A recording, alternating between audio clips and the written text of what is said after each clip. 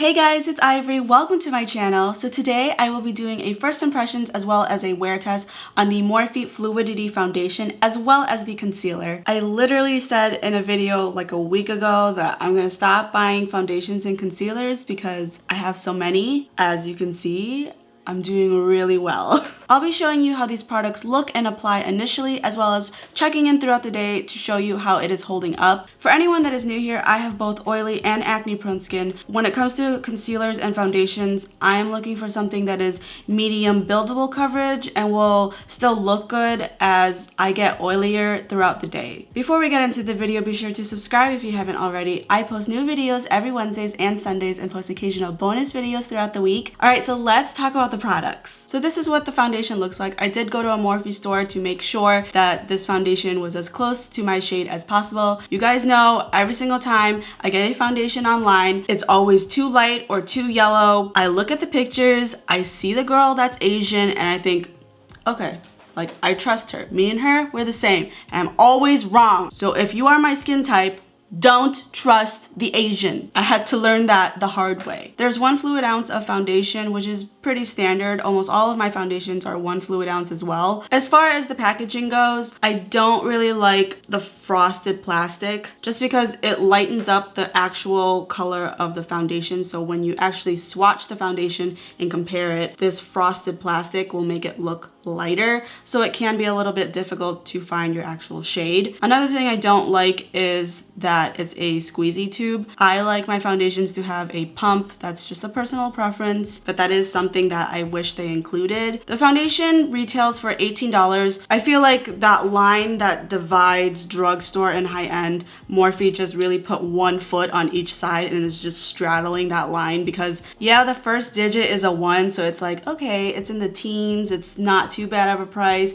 but at the same time, it is closer to $20 and it's not outrageous, but I wouldn't exactly call it cheap either. As far as the concealer, it is 0.15 fluid ounces. I don't think there's a super consistent amount when it comes to concealers. If there is, I don't look for it, but it is $9, which I think is a great price. That to me is cheap. It does not have a doe foot like a standard doe foot. It's more like the ColourPop No Filter foundation. It has a more paddle-like applicator, which I don't mind at all. Both products are supposed to be matte and full coverage, sweat and water resistance, long wearing. So you can see why I wanted this product. I love matte foundations. I love full coverage foundations. As soon as I saw the advertisements, I knew I would buckle. And I did. Moving on to application, as always, on one side of my face, I will be using a sponge, and on the other side of my face, I will be using a brush just to see if one applicator works better than the other. Underneath my foundation, I have primed. I'm using the Smashbox Photo Finish Primer. This is my favorite primer ever. After primer, I went in with the Morphe Setting Mist. This just creates a barrier so that it takes a little longer for your oils to get through. And after the setting mist is dry, I go in with a very thin layer of the Coty Airspun Translucent Extra Coverage. On the sponge side, I am using the Juno & Co. Microfiber Sponge. This is my favorite sponge out of all of the sponges I have to apply foundation. The material of the sponge just makes every foundation that I try way more full coverage, all while using way less product too. And it's only $6, which is super affordable. It's in my description box below if you're interested. It is not an affiliate link, I just really love this sponge. So if you're curious about it, it is in my description box for convenience. On the brush side, I am using the BH Cosmetics No. 3 brush from the Marble Luxe brush collection. This is a more short, densely packed brush that is dome shaped. I love using this brush for foundation. It's one of my favorites. The only thing is it does come in a set and you have to buy it in a set. You cannot buy it separately. It is also in my description box below if you're interested in looking at it because all of the brushes from that collection are very affordable and they're amazing quality. I use them every single day and I promise that if you try them, you will not be disappointed. For anyone wondering, I got the shade F2.100, which is a little golden for me, but with my skin shade, I can make different undertones work. I can make make golden work, I can make neutral work, I can make olive work. So as far as the shade, it is pretty close to my skin. It's just that the undertone is a little bit off. For reference, I use the Estee Lauder Double Wear in the shades Tawny or Cashew, and in the Maybelline Superstay, I use the shades Natural Beige or Sun Beige if I'm really tan. Okay, so this is one coat using one side using the sponge, and then this side was using the brush. I know right away I liked using the sponge way more. It was just way more full coverage initially, and this is actually my bad side. Like, there's a lot of darkness and hyperpigmentation and discoloration more so than on this side. So the fact that it covered up way more than this side shows me that it's way more full coverage with that sponge. The brush side doesn't look bad. I just want to say that it just looks way more full coverage if you use a sponge. It is super duper full coverage. It does not feel heavy whatsoever. I applied a very thin layer, and it's also extremely matte. Like, as I turn, there is no sign of any shine anywhere, which I love. I love being matte. I love looking like a corpse. I think the drier, the better. This is probably the mattest foundation I've ever tried on. The one problem I'm having with this product, as I was applying it on my nose, it smelled like straight up paint. I'm talking Bob Ross paint, okay? I don't know what they put in here to make it smell like that. I've never had that scent from another foundation, so I'm a little worried. Probably not a great idea to keep it as long as I want, but we're gonna do it anyways because you came here for a wear test, and god damn it, you're gonna get a wear test. Next off, I'm gonna go in with concealer. I got the shade C2.25, and I'm gonna apply just a little bit under my eyes for now, just to see how it spreads, because sometimes a little bit goes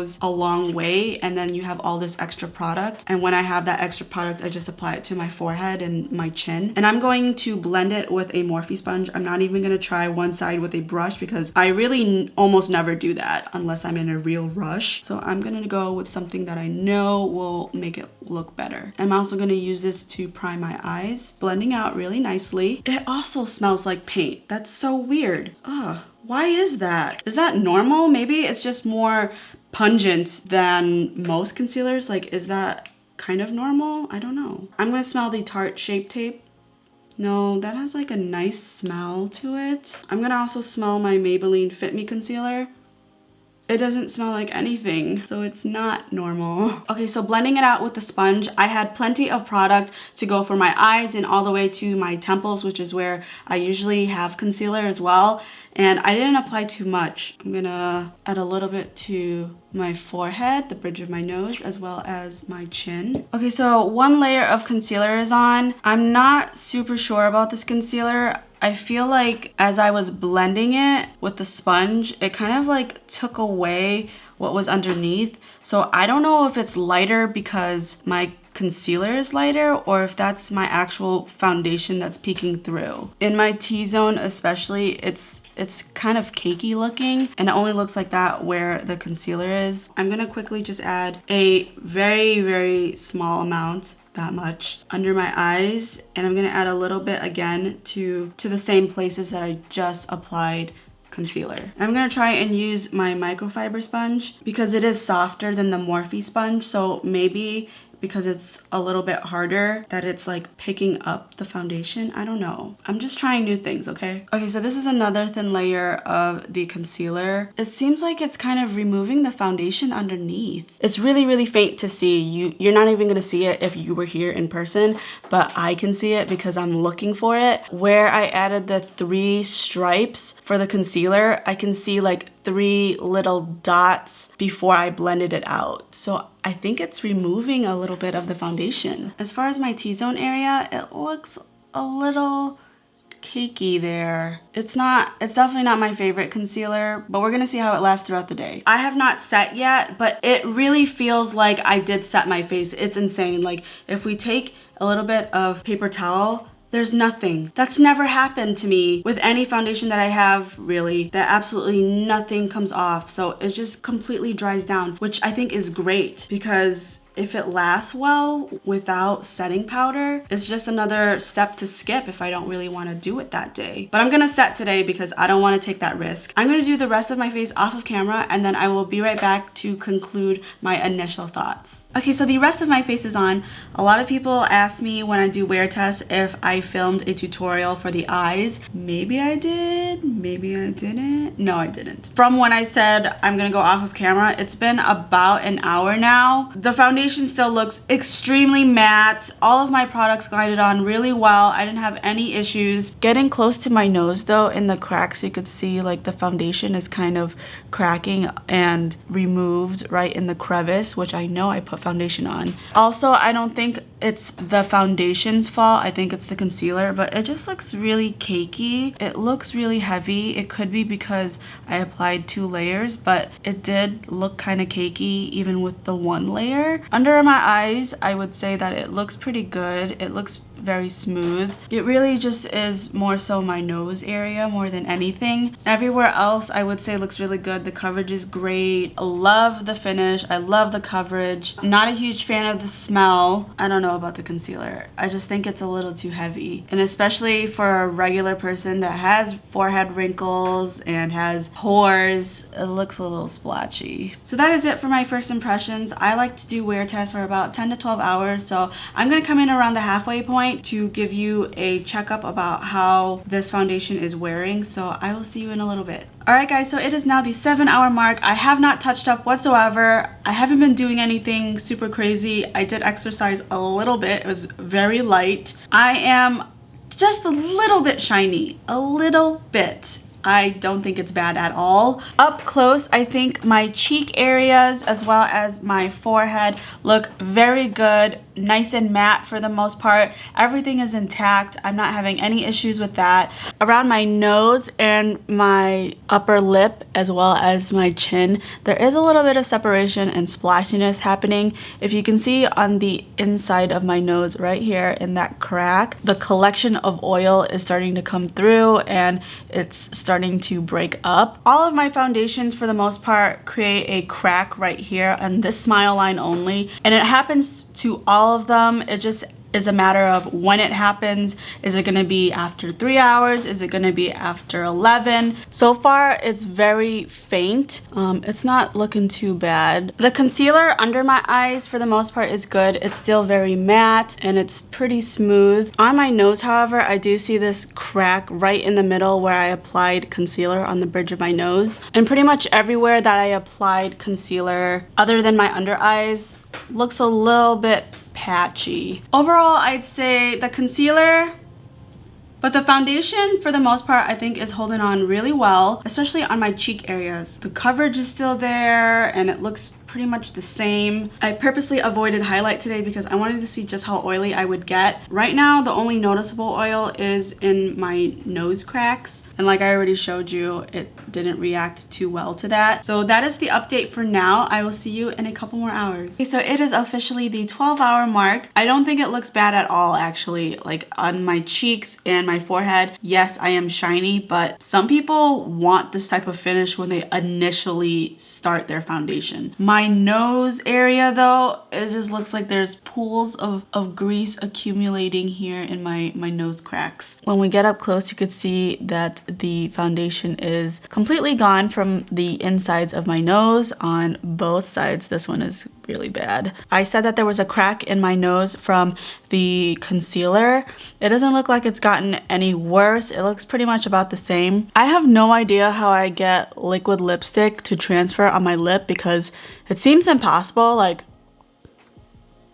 I don't know how that happens. Like at what point in my day does that happen? I have no idea. But this entire area is kind of splotchy. It is separating. It looks pretty worn. And same thing with the T-zone. I see quite a bit of the concealer as well as the foundation collecting into my fine lines. I have not touched up yet, so I'm gonna go ahead and take a couple of blotting sheets and blot. And the reason I like to show you what it looks like before blotting and after blotting is because I have several foundations where you could blot after 8-9 hours, and even though there is going to be some transfer, the foundation still looks really good. It may not look as fresh, but at least it doesn't look like you just removed your foundation altogether. This is how much oil I got from one sheet. And you know what the scary part is? It's winter and it's cold where I am, so This isn't even my oiliest state. Okay, so I have blotted now and I'm nice and matte again, just the way I like it. You can see from blotting, the foundation has completely rubbed off and it's no longer in the cracks of my nose. It looks kind of bad there. Same situation with my chin as well as my upper lip. And the same thing in my T-zone. It is totally off. There is very little product left in between my brows, but my cheek area and the top of my forehead still look pretty good.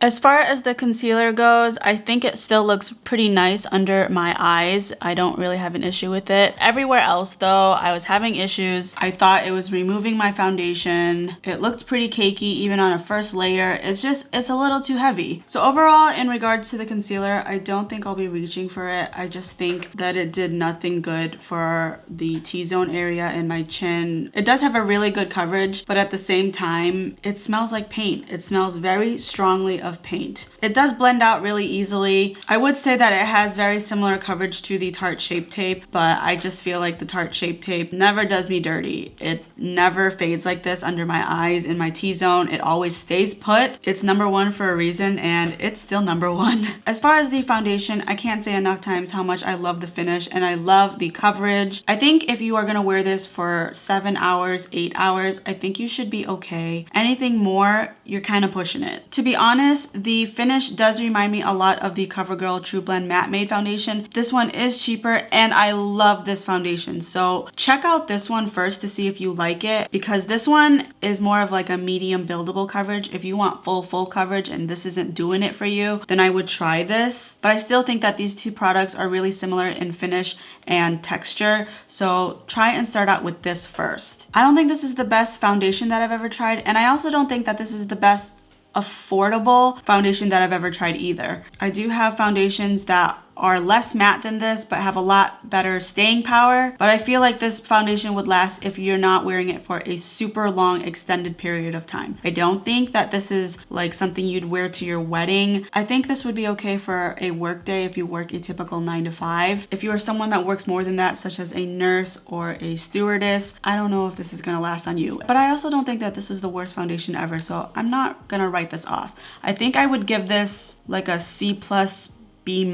So that is it for this review. I hope that you enjoyed. If you did, don't forget to like this video and feel free to comment down below what other types of videos you'd like to see from me. Thank you so much for watching, and I will see you in my next one. Bye.